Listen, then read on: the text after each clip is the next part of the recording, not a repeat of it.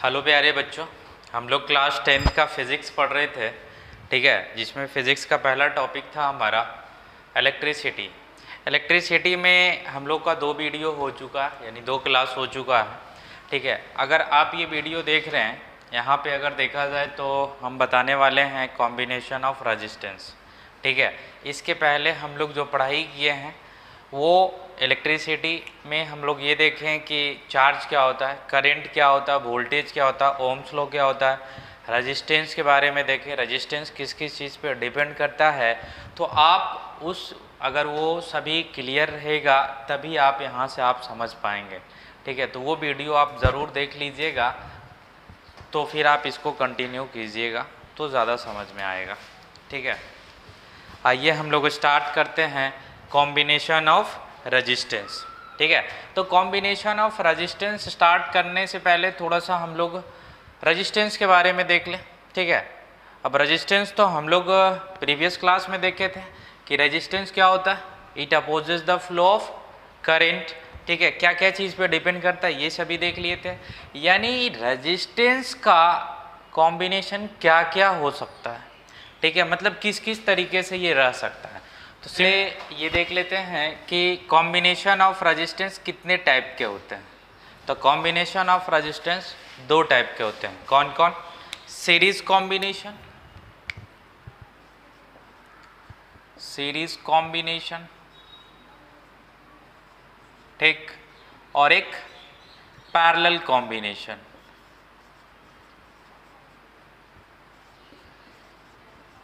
Parallel combination देखिएगा, यहाँ से क्वेश्चन और न्यूमेरिकल और थ्योरी दोनों एग्जाम में आता है। ठीक है, अगर हम देखें exam point of view 10th की तो वहाँ से भी बहुत इंपॉर्टेंट हो जाता है, और अदर एग्ज़ाम की बात करें, ठीक है, पॉलिटेक्निक की बात करें या फिर और अदर कॉम्पिटिटिव में भी यहाँ से थ्योरी पूछा जाता है।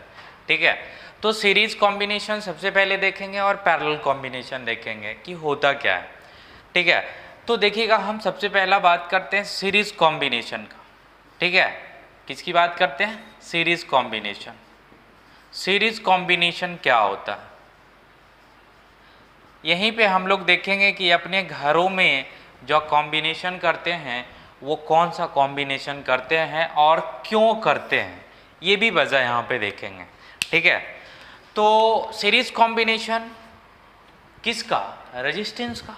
ठीक है, तो रेजिस्टेंस का सीरीज कॉम्बिनेशन किस तरीके से हो सकता है, एज्यूम कर लेते हैं। देखिएगा हम इसको आपको प्रूफ करके भी बताएंगे।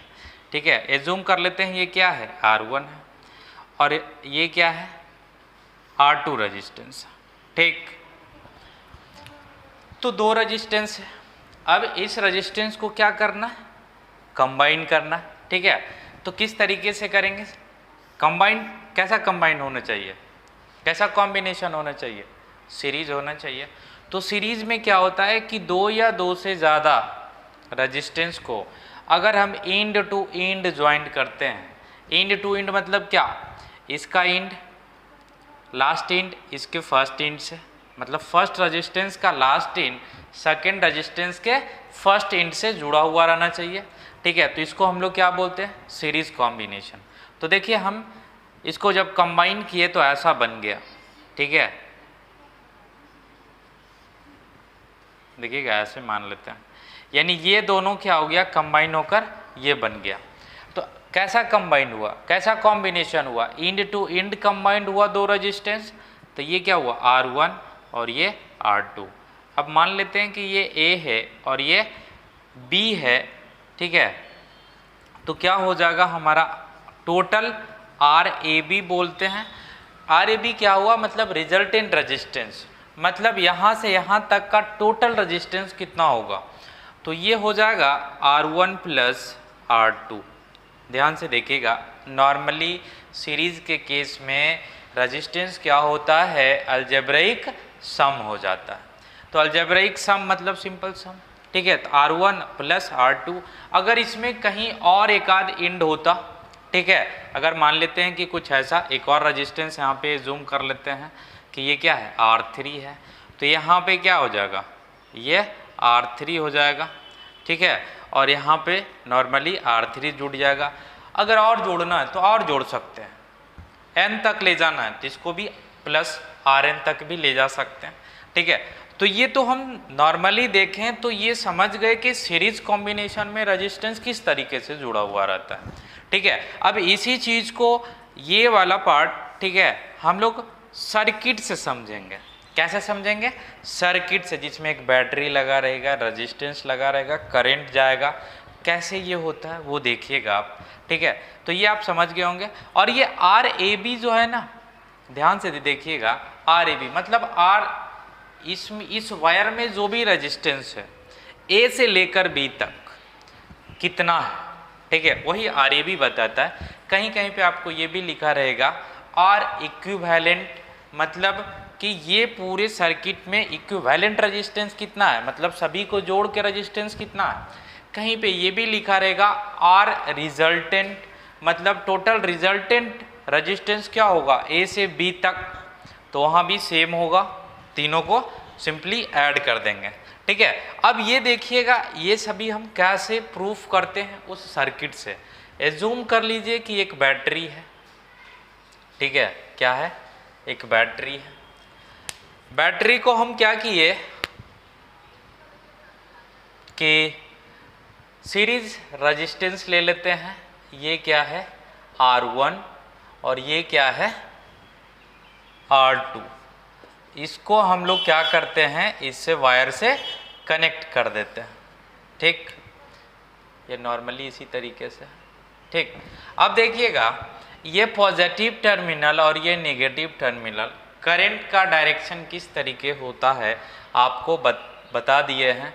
तो करंट का डायरेक्शन प्लस से माइनस की ओर होता है, मतलब ऐसे फ्लो करेगा हमारा करंट, ठीक है। तो अब देखिएगा, ये क्या है, भी है, वोल्टेज है, ठीक है, और ये करंट आई है, ध्यान से देखते रहिएगा, ठीक है। और ये रेजिस्टेंस क्या है, R1 प्लस R2 है, मतलब सीरीज कॉम्बिनेशन में इस तरीके से, ध्यान से देखिएगा, यहाँ पे R3 है, यहाँ पे R3 नहीं है, दो ही लेकर हम समझ रहे हैं। अगर दो समझ जाएंगे तो हम n वाला टर्म भी समझ जाएंगे, ठीक है। तो आप समझ रहे हैं, इस तरीके से हम इसको कनेक्ट कर दिए, ठीक। अब देखिएगा, ओम्स लॉ हम लोग को पता है। ओम्स लॉ क्या होता है, ओम्स लॉ होता है V equal to I R, ठीक है, V equal to I R. अब बताइएगा, एक चीज याद रखिएगा, इस मतलब सीरीज कॉम्बिनेशन में, सीरीज कॉम्बिनेशन ऑफ रेजिस्टेंस में, कि ये जो हमारा सीरीज कॉम्बिनेशन में करंट होता है वो क्या होता है, सेम होता है, ठीक है। सीरीज कॉम्बिनेशन में करंट क्या होता है, सेम होता है। किस तरीके से ये भी समझा देते हैं, देखिएगा, समझिएगा यहाँ से, ठीक है। यहाँ से करंट हम फ्लो करवाए, समझिएगा आप कि यहाँ से हम करंट फ्लो करवाए, तो यहाँ से फ्लो हुआ, कहीं रास्ता मिला क्या कहीं और जाने का, नहीं मिला, ठीक है। अब नहीं मिला तो करंट इस तरीके से जाएगा यहाँ तक, ठीक है, और कोई रास्ता है ही नहीं। तो इस तरीके से अगर हम इसमें बोलें तो करंट क्या है, सीरीज कनेक्शन में सेम है, ठीक है। तो उसी तरीके से यहाँ भी अगर देखा जाए तो क्या है, यहाँ भी सीरीज कॉम्बिनेशन ही है।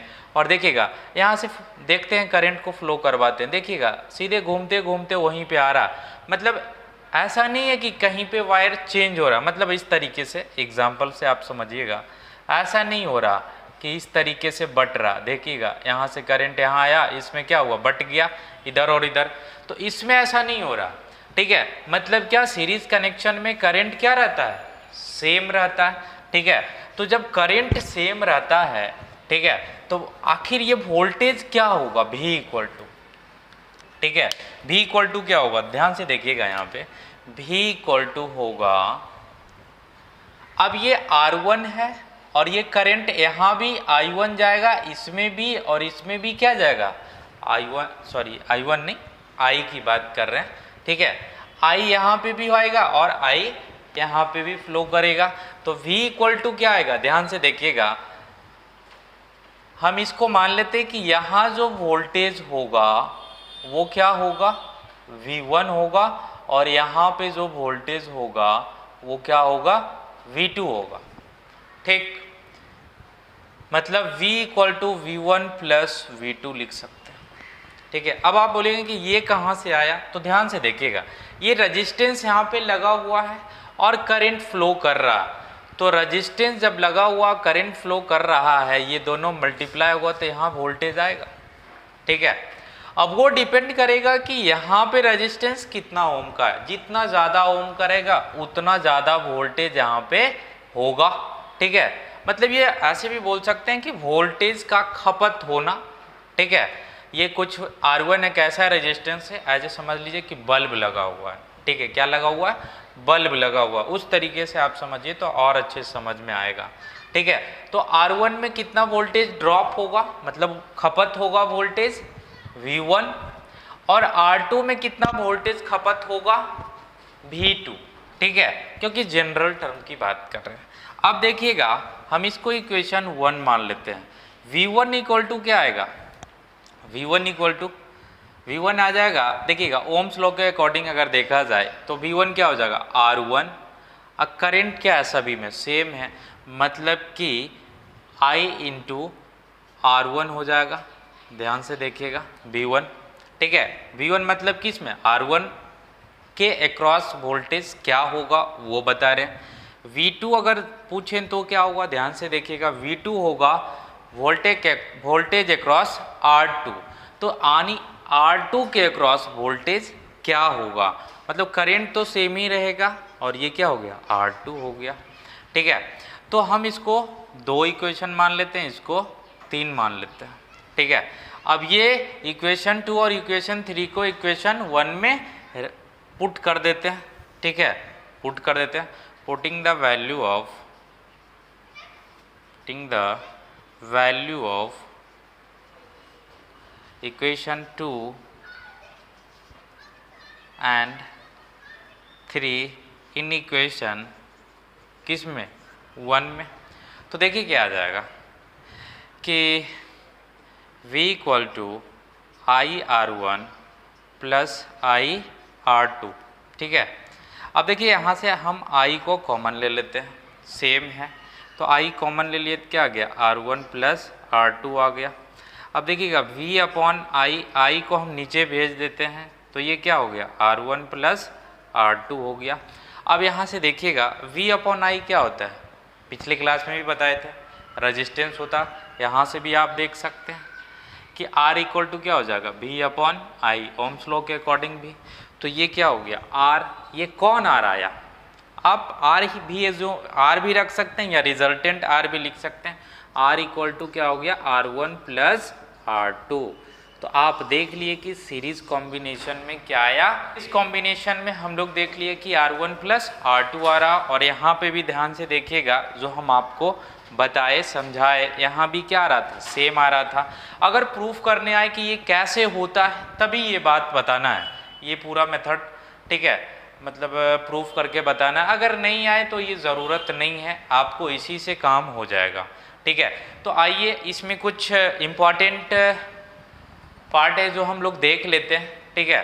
क्या देखिए हम लोग यहाँ से कंक्लूजन क्या आया, ध्यान से देखिएगा कि पहला कंक्लूजन यह है कि सीरीज केस में करंट क्या होता है, सेम होता है, ठीक है।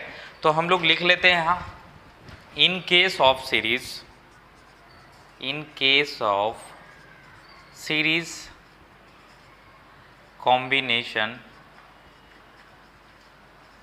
कॉम्बिनेशन करंट क्या होता है, करंट इज सेम, यहीं पे लिख देते हैं, ठीक है। करंट क्या हो गया, सेम हो गया सीरीज कॉम्बिनेशन में। दूसरा कि क्या सीरीज कॉम्बिनेशन में हम R1 को क्या बता रहे थे कि एक बल्ब की तरह आप समझिए, ठीक है। तो इसको जो भी वोल्टेज मिला, ठीक है, और यहाँ मतलब जो भी वोल्टेज ड्रॉप हुआ, खपत हुआ, वो दोनों इक्वल तो नहीं हुआ, ठीक है। हाँ, इक्वल कब होगा, इक्वल होगा R1 और R2 जब इक्वल होगा तभी इक्वल होगा, ठीक है।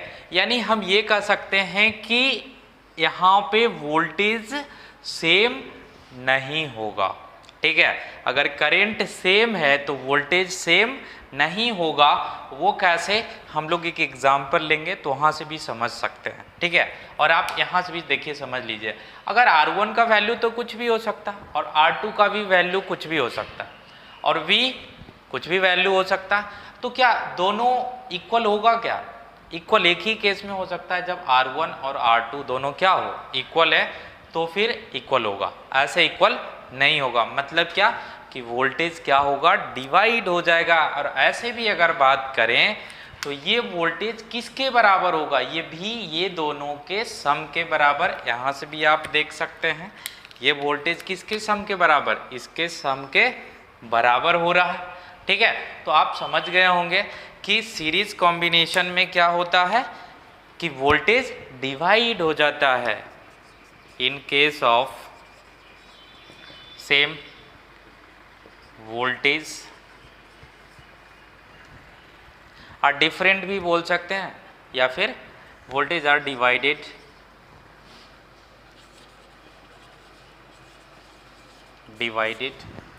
ठीक है, या फिर डिफरेंट भी लिख सकते हैं। ठीक है, तो आपको दो यहाँ से पॉइंट पता चला।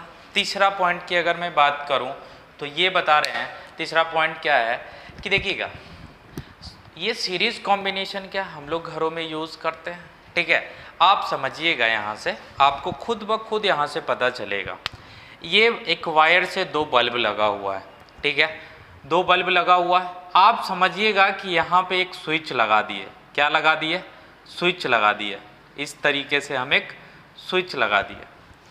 ठीक है, आप अब बताइएगा कि अगर ये स्विच को हम ऑन किए, मतलब कनेक्ट किए इसको, तो ये दोनों बल्ब जलेगा। और अगर स्विच ऑफ किए तो दोनों बल्ब क्या हो जाएगा, बंद हो जाएगा। लेकिन क्या आपके घरों में ऐसा होता है क्या? नहीं, ऐसा नहीं होता है। जौन सा बल्ब हमको जलाना रहता है उसका एक अलग स्विच होता है। ठीक है, लेकिन क्या इस केस में अलग स्विच पॉसिबल है? नहीं पॉसिबल है, क्योंकि सीरीज कनेक्शन है भैया। और सीरीज कनेक्शन में हम लोग सेपरेट स्विच कैसे लगा सकते हैं, क्योंकि करंट तो एक ही रास्ता मिलता है और एक ही तरफ से जाएगा, तो वो जाएगा ही जाएगा। तो हम लोग घरों में इसीलिए सीरीज कॉम्बिनेशन नहीं लगाते हैं। इसका ड्रॉबैक की बात करें तो ड्रॉबैक भी देख लीजिए। अगर ठीक है हम ऑन कर दिए, ठीक है ऑन कर दिए, और हमारा पहला बल्ब अगर फ्यूज़ हो गया, ठीक है, मतलब यहाँ सर्किट ब्रेक हो गया, मतलब यहाँ पे क्या हुआ, वायर अलग हो गया। ठीक है, जब ये अलग हो गया तो कोई भी करंट कब फ्लो करता है? करंट तभी फ्लो करता है जब उसको सर्किट कंप्लीट मिले। ठीक है, मतलब सर्किट मिले तभी वो पूरा क्लोज पाथ मिले। ऐसे समझिएगा कि करंट तभी फ्लो करेगा जब पूरा क्लोज पाथ मिले। ठीक है, मतलब वायर से कनेक्टेड होना चाहिए सभी जगह, तभी वो करंट फ्लो होगा, ऐसे नहीं होगा। ठीक है, अब देखिएगा जब ये अलग हो जाएगा तो करंट कैसे फ्लो करेगा? नहीं फ्लो करेगा। डैट मीन्स कि सीरीज कनेक्शन का ये ड्रॉबैक हो गया। तो ये ड्रॉबैक आप लोगों से पूछता है, ये सभी हम आपको बताएंगे भी। ठीक है, तो सीरीज कॉम्बिनेशन में हम लोग देख लिए कि क्या क्या मेन बातों पे ध्यान देना है। ठीक है, और इस पे हम कुछ क्वेश्चन कर लेते हैं, उसके बाद हम लोग पैरेलल कॉम्बिनेशन देखेंगे। ठीक है, ये प्रूफ हो गया था।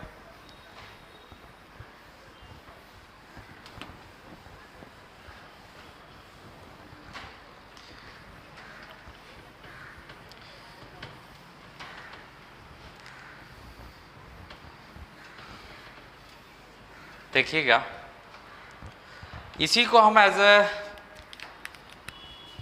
कनेक्ट कर देते हैं और सभी का वैल्यू लिख देते हैं। ठीक है, देखिए तो सिंपल सा क्वेश्चन यहाँ पे है कि आप मेरे को बताइए, ए है और ये बी है और ये 3 ओम है और ये 2 ओम है और ये 5 ओम है, तो टोटल आर ए बी क्या होगा? आप अब डायरेक्टली बताइए मेरे को कितना आएगा। 3 ओम प्लस 2 ओम और प्लस 5 ओम कितना हो गया आर ए बी? या फिर यहाँ पे रिजल्टेंट रेजिस्टेंस भी पूछ सकता आपसे। ठीक है, तो 3 2 5 और 5 10 ओम हो गया। ठीक है, डायरेक्टली हमको यही यूज़ करना है, ऐसा नहीं कि हमारा वो प्रोसेस जाएंगे वहाँ से प्रूव करेंगे, वो काम नहीं करना। डायरेक्टली हमारा वही यूज़ करेंगे। कौन वाला? यहाँ पे लिख देते हैं आर ए बी या फिर आर रिजल्टेंट इक्वल टू क्या होता है R1 plus R2 plus R3 dot dot dot जितना रहेगा, ठीक है, उतना सारा। ठीक है, तो ये कैसा है? किसका रिजल्टेंट रेजिस्टेंस है? सीरीज कॉम्बिनेशन ऑफ रेजिस्टेंस का ये क्या है? रिजल्टेंट रेजिस्टेंस है। तो इसी से आपको निकालना है, ठीक है। अब हम लोग इस पे थोड़ा सा वोल्टेज को लगाकर हम क्वेश्चन को करते हैं। देखिएगा इस तरीके से कि क्वेश्चन है कि ये सर्किट है, ठीक है। देखिएगा यहाँ पे आपको एग्जांपल से भी समझ में आ जाएगा। इसका हम 20 वोल्ट लेते हैं और इसको 3 एम्पियर रखते हैं, 3 ओम रखते हैं और यहाँ पे 2 ओम रखते हैं। अब आप बताइएगा कि इसमें सबसे पहले आपसे पूछा गया कि करंट क्या होगा, ठीक है। पहला क्या है कि I क्या होगा, दूसरा है कि हाँ 3 ओम के क्रॉस, ठीक है, हम इसको मान लेते हैं V1, ठीक है, और इसको V2, मतलब कि 3 ओम के अक्रॉस जो भी वोल्टेज आएगा वो V1 कहलाया जाएगा और 2 ओम के अक्रॉस जो भी वोल्टेज आएगा वो क्या कहलाएगा? V2 कहलाया जाएगा, ठीक है। तो आपसे दूसरा पूछा है कि V1 क्या होगा और तीसरा पूछा है V2 क्या होगा। ये 3 चीज़ यहाँ पे पूछा है। अब ये अभी जस्ट हम जनरल टर्म देखें तो यहाँ पे भी हम लोग देख लेते हैं। तो अभी क्या देखें, सबसे पहला की बात करें तो यहाँ पे टोटल रेजिस्टेंस की बात करें तो कितना हो जाएगा? इस सर्किट को अगर हम बनाना चाहें और तो देखिए किस तरीके से बनाएंगे, ध्यान से देखिएगा। ऐसे किए, ये 20 वोल्ट हो गया। अब देखिएगा ये दोनों क्या चीज़ में है? सीरीज कॉम्बिनेशन में। तो ये क्या हो जाएगा? ये दोनों मिलकर एक हो जाएगा और सीरीज कॉम्बिनेशन में कितना आ गया वैल्यू? 3 ओम और 2 ओम कितना हो गया? 5 ओम हो गया, ठीक। अब देखिएगा करंट तो ऐसे फ्लो करेगा I। अब आपको मालूम पड़ गया कि पूरा इस सर्किट की अगर मैं बात करूं, ये दोनों सर्किट सेम है, ठीक है। बस ये दोनों रेजिस्टेंस को हम एक बना दिए और दोनों का रेजिस्टेंस ऐड कर दिए according to series combination of resistance, ठीक। अब आपको R भी पता चल गया, R कितना? 5 ओम है, ठीक है, और वोल्टेज कितना है? 20 वोल्ट है। अब आपको ओम्स लॉ पता है, V = IR, ये मालूम है आपको। आपसे पूछा क्या गया? करंट पूछा गया। तो करंट क्या आ जाएगा? देखिएगा करंट आ गया V/R और V का वैल्यू कितना है? 20 और R का वैल्यू टोटल, R जो नीचे होगा ना कोई भी सर्किट में वो इक्विवेलेंट ही कहलाएगा, मतलब रिजल्टेंट ही कहलाएगा, मतलब टोटल रेजिस्टेंस की बात कर रहे हैं। तो कितना आ गया?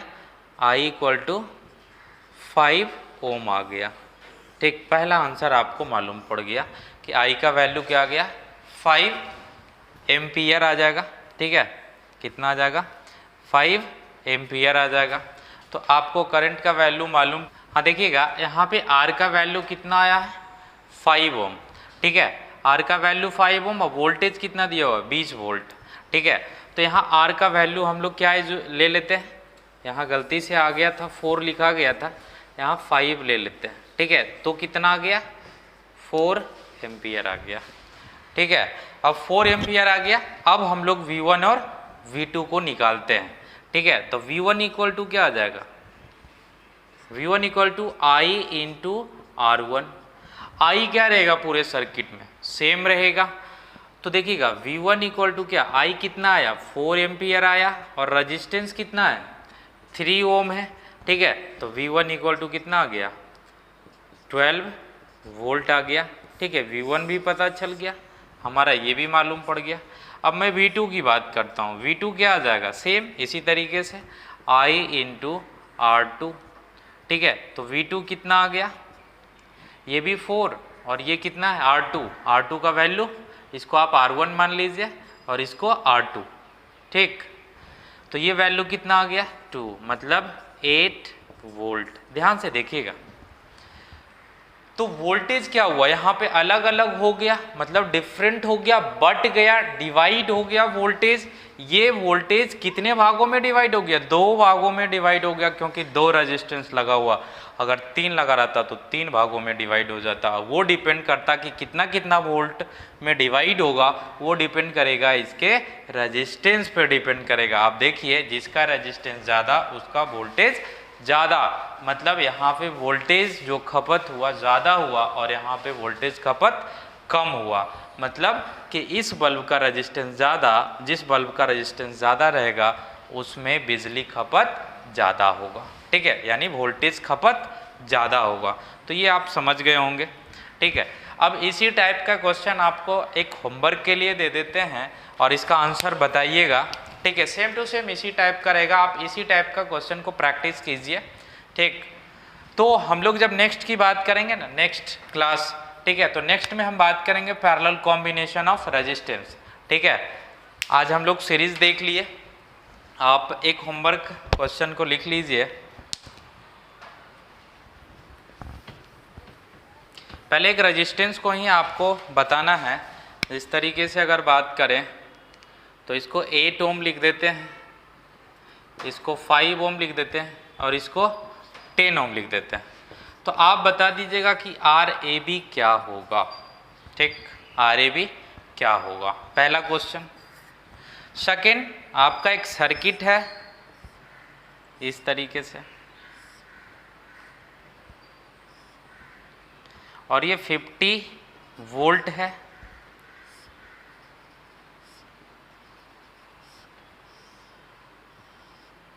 ये 10 ओम का रेजिस्टेंस लगा हुआ और ये 15 ओम का रेजिस्टेंस लगा हुआ।